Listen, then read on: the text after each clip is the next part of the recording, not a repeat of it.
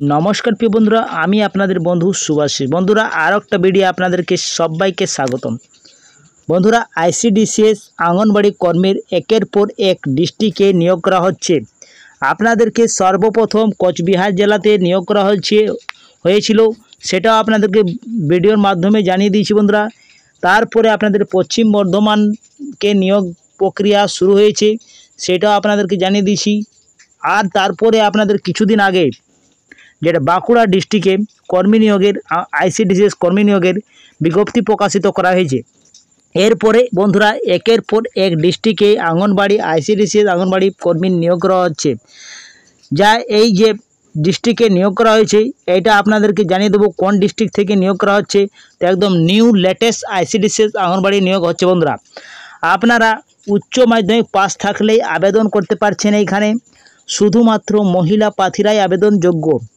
বয়স আপনাদের যেটা থাকছে সেটা 18 থেকে 35 বছরের মধ্যে যদি আপনাদের বয়স রয়েছে, তাহলে আপনারা আইসিডিসিএস আঙ্গনবাড়ি কর্মী নিয়োগ হতে পারছেন বন্ধুরা, আবেদন করতে পারছেন।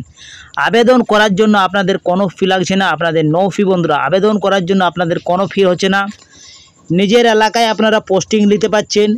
আবেদনের শেষ যেটা তারিখ রয়েছে সেটা 25/8/2024-এর মধ্যে আপনারা আবেদন করতে পারছেন।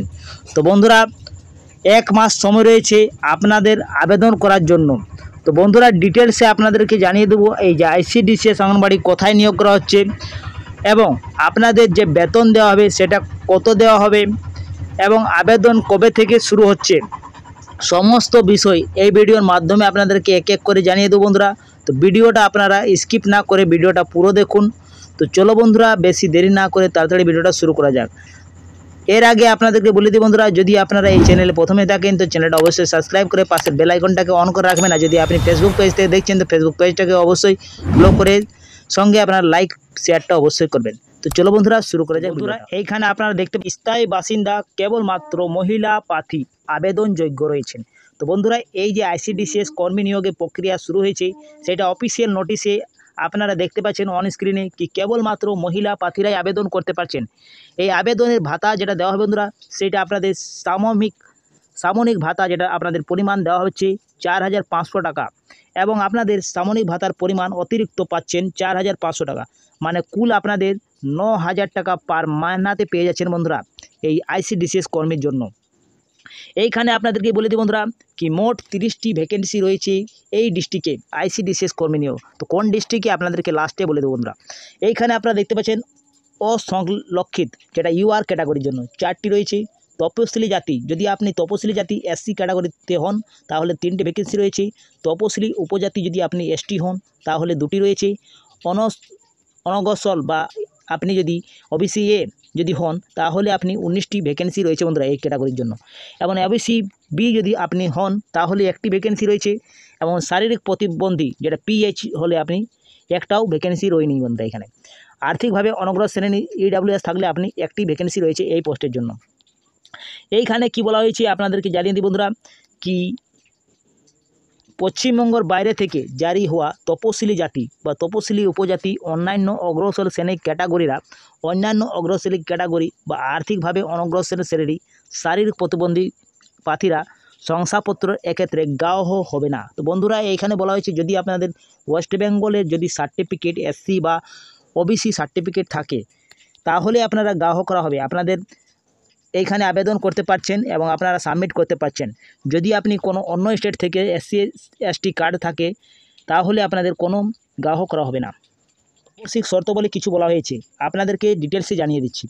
প্রথমে আপনারা দেখতে পাচ্ছেন প্রার্থীকে অবশ্যই ভারতীয় নাগরিক হতে হবে। 1 নম্বর আপনাদের ভারতীয় নাগরিক হতে হচ্ছে। যে প্রার্থী এখানে আবেদন করতে চাইছেন তাদেরকে অবশ্যই ভারতীয় নাগরিক হতে হচ্ছে। সঙ্গে আপনাদেরকে মহিলা প্রার্থী হতে হবে। বন্ধুরা, যদি আপনারা মহিলা হন তাহলে এই আইসিডিসিএস কর্মী নিয়োগের বিজ্ঞপ্তিতে আপনারা আবেদন করতে পারবেন। যদি আপনারা পুরুষ হন, মেল হন, তাহলে আপনারা আবেদন করতে পারছেন না। এটাই বলা হয়েছে অফিসিয়াল নোটিশে। শিক্ষাগত যোগ্যতা কি বলা হয়েছে? তো বন্ধুরা, শিক্ষাগত যোগ্যতা আপনাদের যদি যে কোনো শিক্ষিত বোর্ড থেকে আপনি উচ্চ মাধ্যমিক বা সমতুল্য পরীক্ষায় পাস হতে হবে বন্ধুরা। আপনাদেরকে যদি আপনাদের উচ্চ মাধ্যমিক পাস থাকে অথবা যদি আপনাদের সমতুল্য পরীক্ষা পাস থাকে, যেমন ভোকেশনাল যদি থাকে আপনাদের, তাহলেও আপনারা আবেদন করতে পারছেন। এবং এইখানে বলা হয়েছে কি সাধারণ, তপশিলি জাতি, তপশিলি উপজাতি, অন্যান্য অগ্রসর শ্রেণীরা, প্রতিবন্ধীরা যদি এইখানে আবেদন করেন তাদেরও একই রুল, আপনাদেরকে উচ্চ মাধ্যমিক পাস থাকতেই হবে, তাহলে আপনারা আবেদন করতে পারছেন। বয়স কাঠামো কত বলা হয়েছে, তো বয়স কাঠামো দেখে নিন বন্ধুরা। 1/7/2024 তারিখের প্রার্থীকে ন্যূনতম 18 বছরের বয়স হতে হবে। তো বন্ধুরা আপনাদের যেটা শুরু হয়েছে 18 থেকে 35 বছরের মধ্যে হতে হবে। 35 বছরের বেশি হলেই আপনারা আবেদন করতে পারবে না। তো বন্ধুরা আপনাদের যেটা মিনিমাম রয়েছেন সেটা 18, আর ম্যাক্সিমাম যেটা রয়েছে সেটা 35। 35 বছর যদি আপনার থাকে তাহলে আপনারা আবেদন করতে পারছেন। 35 উপর 34, 37, 38 যদি থাকে তাহলে আপনারা এই পোস্টের জন্য আবেদন করতে পারছেন না। এইখানে কি বলা হয়েছে কি 1/7/1989 তারপরে এবং 1/7/2006 তার আগে হতে হবে। এই শর্তাবলী সকল শ্রেণী প্রার্থীর জন্য যথা, বন্ধুরা আপনারা এসসি ক্যাটাগরি হন, চাই এসটি ক্যাটাগরি হন, চাই ওবিসি ক্যাটাগরি হন, চাই জেনারেল ক্যাটাগরি হন, আপনাদের একই রুল, আপনাদের 18 থেকে 35 বছরের মধ্যে এজ থাকতেই হচ্ছে। ক্লিয়ার বন্ধুরা? নেক্সট আপনারা দেখতে পাচ্ছেন, নেক্সট কী বলা হয়েছে, স্থায়ী বাসস্থানের সংক্রান্ত শর্তটা কী বলা হয়েছে।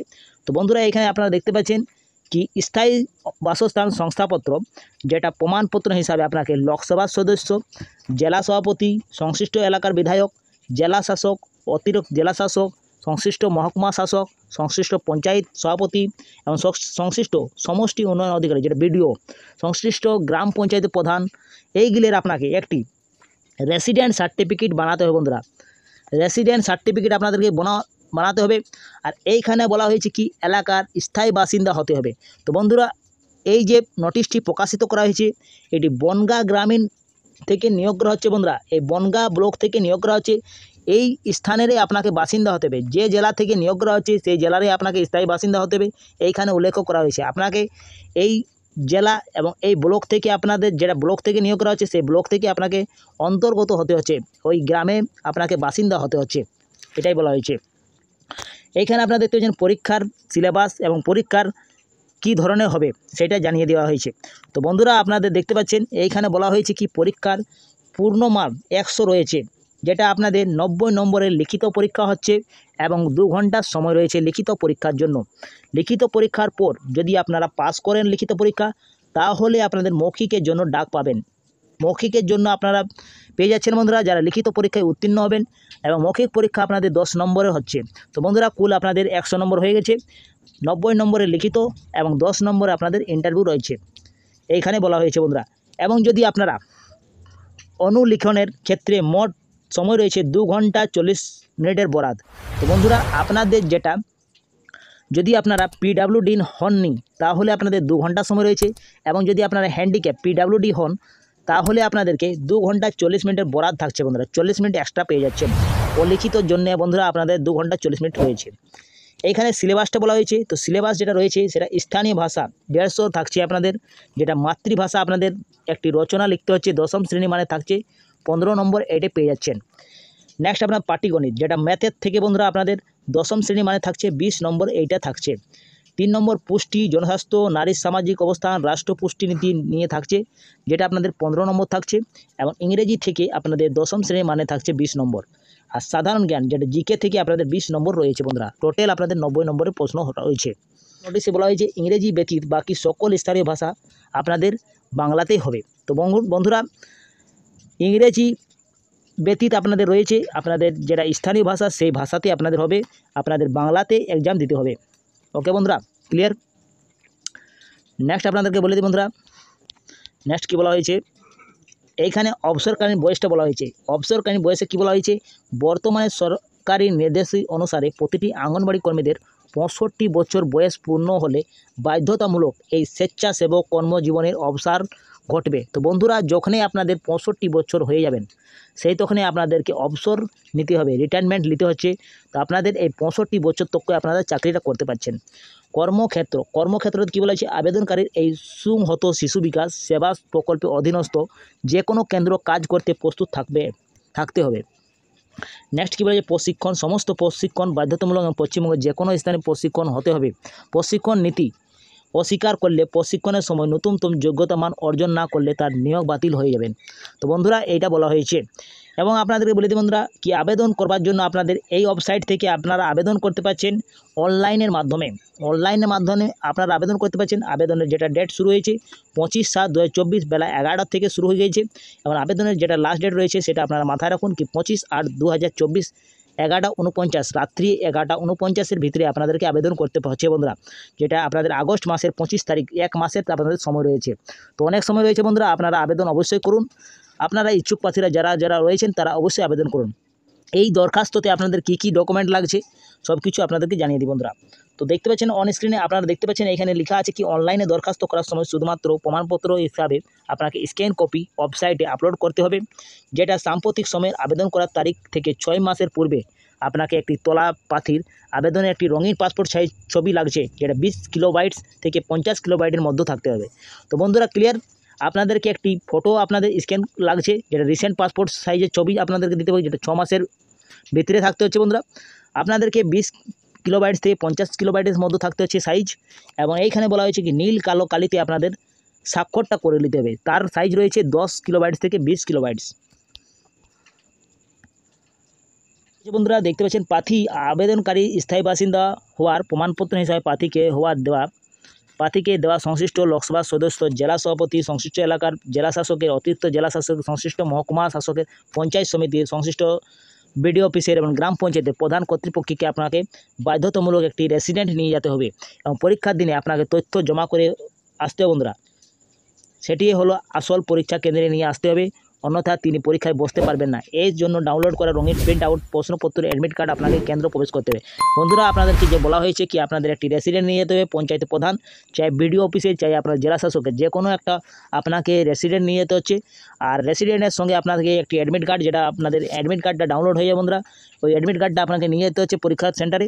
আর আপনারা তখন আপনারা পরীক্ষায় বসতে পারবেন। যদি আপনারা এটা নিয়ে যান না তাহলে আপনারা পরীক্ষায় বসতে পারবেন না। এইখানে বলা হয়েছে আবেদন দাখিল আপলোড করার সময় রঙিন পাসপোর্ট সাইজের মাপের সাইজ ছবি আপলোড করতে হবে। এই ছবি আবেদন দাখিল আপলোডের তারিখ 6 মাসের বেশি পুরনো হলে চলবে না। আরও কি বলা হয়েছে দেখতে পাচ্ছেন বন্ধুরা, প্রার্থীকে বলা হয়েছে কি প্রার্থী তথা পরীক্ষার্থীকে পরীক্ষা কেন্দ্রে নীল কালো ডট পেন নিজেকে আনতে হবে, কালির পেনের পরীক্ষা নেওয়া যাবে না। তো বন্ধুরা আপনাদেরকে একটা নীল বা কালো ডটের আপনাকে পেন নিয়ে যেতে হবে এক্সামের দিন, লিখিত পরীক্ষার দিন বন্ধুরা। আপনাদেরকে এই নীল বা কালো পেনের আপনার ডট পেন নিয়ে যেতে হচ্ছে।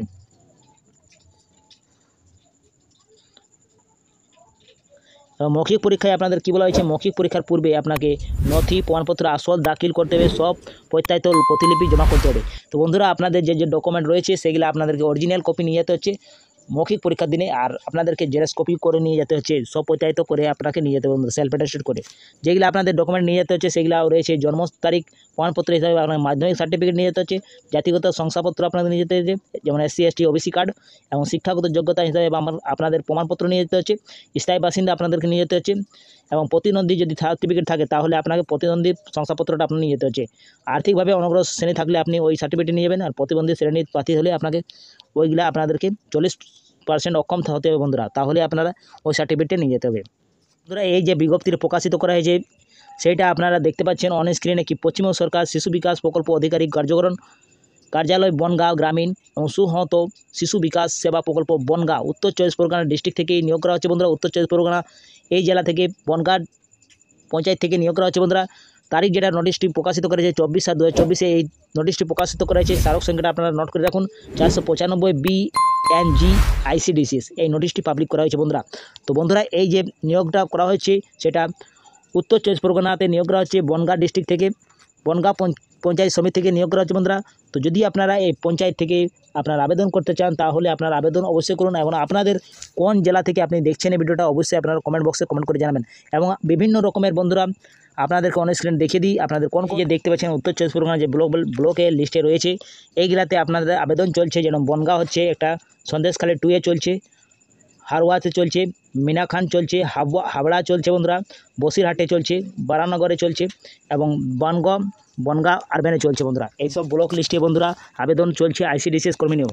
এইখানে বলা হয়েছে আপনাদের কোনো অ্যাপ্লিকেশন ফি লাগছে না, SC ST PWদের জন্য আবেদন করার জন্য কোনো ফি লাগছে না। তো বন্ধুরা এই ছিল আজকের ICDCS বনগাঁ নোটিশ। বন্ধুরা আপনারা যদি কোন এই ব্লকের ভিতরে রয়েছেন আপনারা অবশ্যই আবেদন করবেন। এইগুলা দিনাজপুর ডিস্ট্রিক্ট থেকে বন্ধুরা এই ব্লকে নিয়োগ করা হচ্ছে। তো বন্ধুরা আপনারা যদি ইচ্ছুক থাকেন তো অবশ্যই আপনারা আবেদন করুন। যদি ভিডিওটা কিছু ইনফরমেটিভ লাগেছে তো আপনারা অবশ্যই লাইক শেয়ারটা অবশ্যই করুন। তো বন্ধুরা আমি নেক্সট ভিডিওতে আপনাদের সঙ্গে দেখা হবে। আপনারা সুস্থ থাকুন, ভালো থাকুন, নিরাপদ থাকুন। জয় হিন্দ, জয় ভারত।